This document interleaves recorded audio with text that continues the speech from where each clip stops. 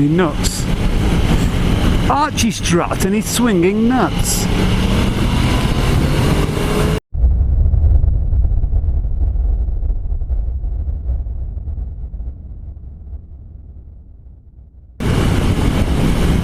Well, good evening.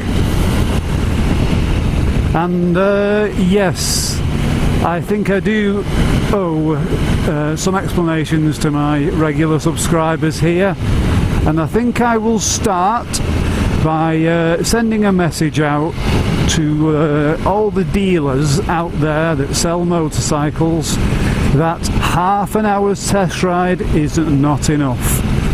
You cannot get an idea as to whether you like a motorcycle after just half an hour of pootling around some busy town centre. Take that on board, because, wow, this is going to be quite hard to announce. I have revisited the Yamaha R1. Now, if you've watched my initial thoughts and feelings after the little half-hour test ride that I did, although I extended it to 40 minutes just because of this bike, you may have got the impression that I didn't like it very much. And that was mainly based on the fact that it has got quite a cramped seating position. But after that test ride, after I ended the video, I sort of carried on riding for another 10 minutes, and in that 10 minutes I managed to sort of break free of traffic a little bit, and the bike suddenly started to feel something within me. I don't know what happened, but I started to sort of get the point, or at least what people are going on about with this bike. So off camera I've revisited this bike, and I've satisfied my curiosity that it wasn't just a flash in the pan, because this bike, this Yamaha YZF R1 2016, is a superb bike. It is magically good. It's not the most comfy bike on the road, but it certainly isn't the least comfortable.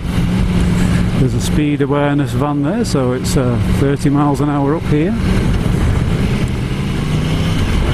Like the day after I took the bike out for a test ride, I would find that my thoughts kept coming back to it, about how smooth it was and how planted it was and just how special it felt while I was riding it around.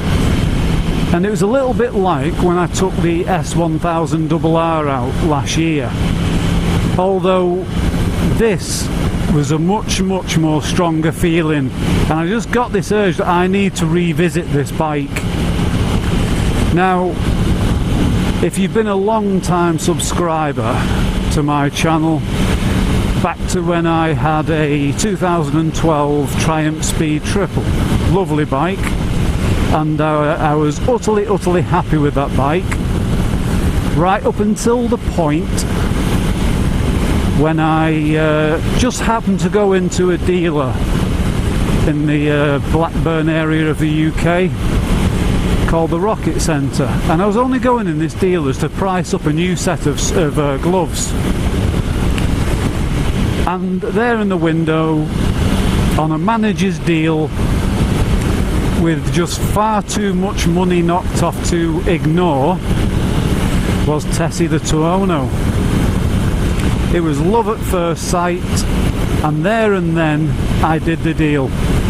I completely did not intend to buy Tessie the Tuono, and I loved that bike.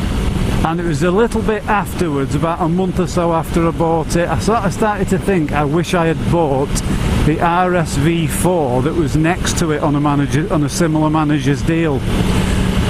But I went with the Tuono, and I love it, but I kind of did wish I'd gone full sports bike. So anyway, so after testing the one out that I took out for a ride around Rochdale, I stopped in at a local dealer I know at Chorley Yamaha in the northwest of England, and the place was full of R1s, but they have a demonstrator there that had just been put together. So it had been put together with some choice little extras, and it had basically done 15 miles, that's all, with a mechanic that set it all up out the box. He took it out for a little 15-mile run just to make sure the bike was fine.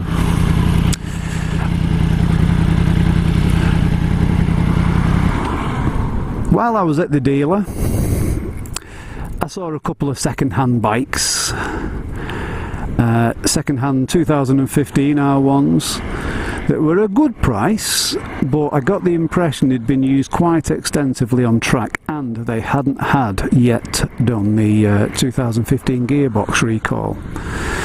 So I looked at them and I sucked my teeth and said, you know, I just can't bring myself to buy someone's bike that had been heavily tracked for a year for that amount of money. So anyway, so I left the shop. That evening I arrived home. The dealer, who has my details on record because I bought a bike off them years ago, calls me up and said, do you know the demo bike that you sat on and swung your leg over, that had the Akropovich can on and the bubble screen and the single seat conversion? The one that's done 15 miles that a customer has never ridden. How much would you like to pay for that bike? And without being prompted, he told me what he wanted for said bike, and it was £1,000 off the asking price, the recommended retail price, with £1,000 worth of extras thrown into the bargain. So, casual viewers and loyal subscribers to the Veefour video blogs channel, I give you my new bike, 2016 R1. It's mine. Bought it today. Completely, utterly, spur of the moment. She's mine. Now you know what this means, don't you? Tessie the Tuono has gone. She has gone. And I was very emotional this morning when it come to take her to the dealer for the last ride. To almost to the point where I asked my deposit back, knowing full well that they would actually be happy to give me my deposit back, because the manager, when he priced this bike up, priced it up wrong. Now I know that sounds like a load of BS, but it's true, because when you add up what's on this bike, it basically, they haven't made any money on it, but the deposit was put down before they realised the mistake. Ambiguity favours the purchaser, the bike's mine. If I'd have said to them today, look, I like my Tuono, I don't want to give her up, can I have my deposit back please? They would have gone, very good, no problem, there you go. They would have instantly re-advertised it and stuck another £500 on top of it, if not more. So this is it, my new brand spanker R1 2016. So let's have a look around her. I'm saying her, I've not decided what gender it is yet. Now, when these first come out, I wasn't overly struck about the looks of them. I wasn't all that keen on the way that the engine case here, for example, is silver, and I didn't like the fact that it didn't have an R1 look. R1s usually have a kind of pointy back end, which it kind of shows it has, but more than that, it has they've always had a kind of insect-like front. But the more I've been looking at it today, the more special it kind of feels to see up close. The paint is gorgeous. It is deep, shiny blue with little bits of metal flake in there. It's really, really high quality paint job. And it's just, I've always held that Yamaha are one of the best quality bikes, and the quality just absolutely shines through. it kind of does take my breath away. It's not as pretty as Tessie, certainly nowhere near as pretty as the RS Veefour, but there's just something about it. Tiny little thing, it's like a 600 to sit on, but the riding position, I'm kind of sort of getting used to it. You'll spend enough time and you'll get used to it. The idea was that I found a company that will sell you aftermarket clip-ons that can add a bit of a rise to it, so you can put like an inch and a half or something of rise on the clip-on, which will make it a bit more comfy, but I don't know, I think I'll just get used to it and keep it as is.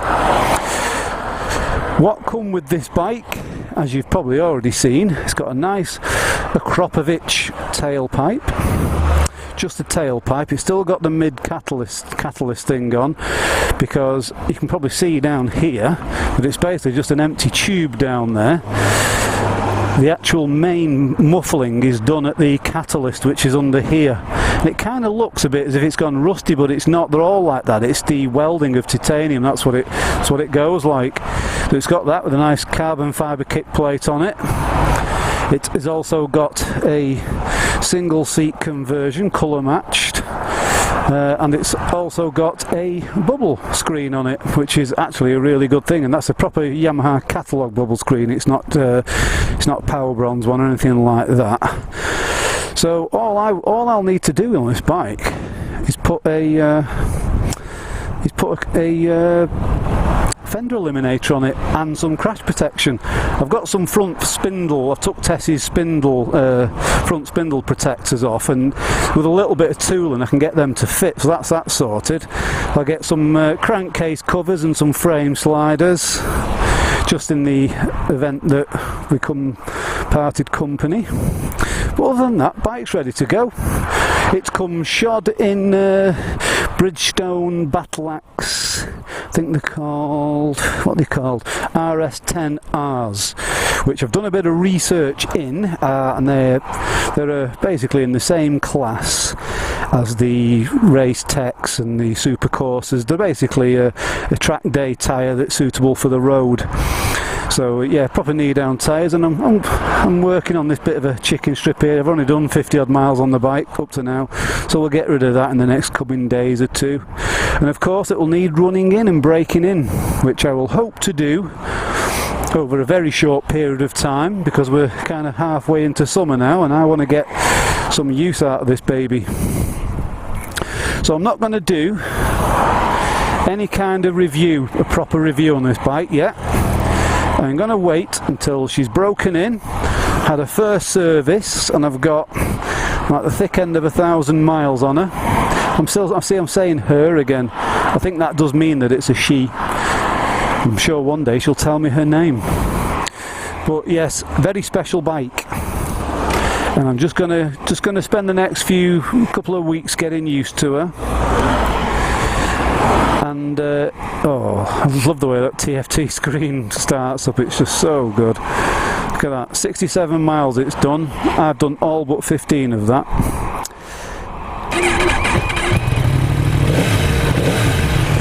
Got a lovely exhaust note too.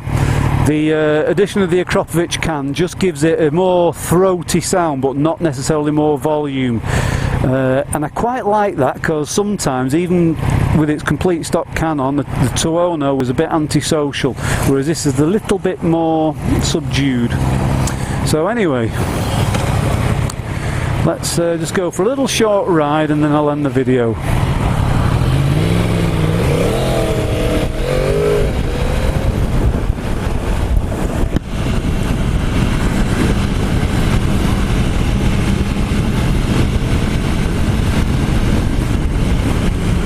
Like I said, the riding position, yeah, it is radical, but if you just put your boots, you know, if you put your feet on the pegs with your heels kicked into the pegs and you sit a bit upright, it's actually not a terribly bad position. It's alright. I think I will keep the clip-ons bone stock.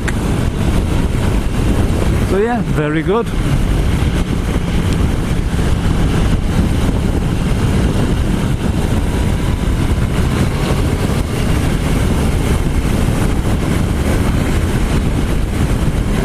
keeping the revs low for the braking period, which won't take long, and then we can really see what this bike's all about. But until then, I will leave you scratching your heads about the name of my channel now, because it's a bit of a lie, isn't it? I now don't own a V4.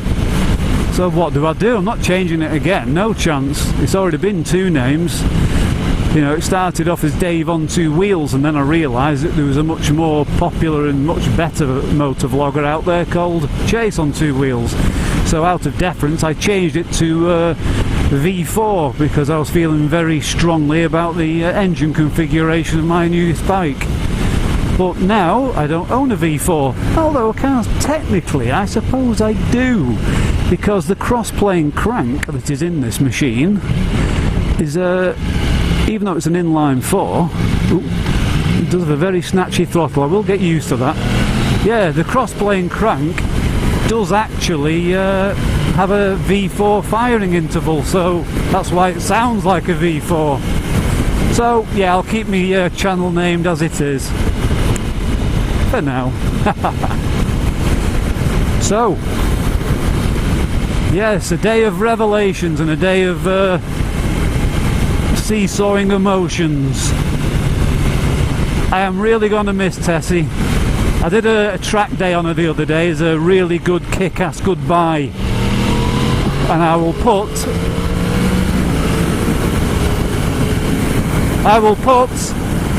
a video up of a little montage of that track day. I've not done it as one of my series of track day adventures. I just wasn't feeling in the mood to do something like that. It was just a special day for me and Tessie, that's all it was. And oh boy, did we have a good day. That's why I wouldn't have been completely heartbroken if this deal had fell through, because at the end of the day, Tessie is and was a special bike. But on to new things. Right, is this the corner I get my first knee down maybe, or the first corner that I stuff it? Whoa, no, not quite. Almost a knee down. Yeah, anyway, right. I will keep you posted on how things are going, and I will see you in the next episode. And please, and I will also try to keep them shiny side up and rubber side down, everyone. You know it makes sense. Adios.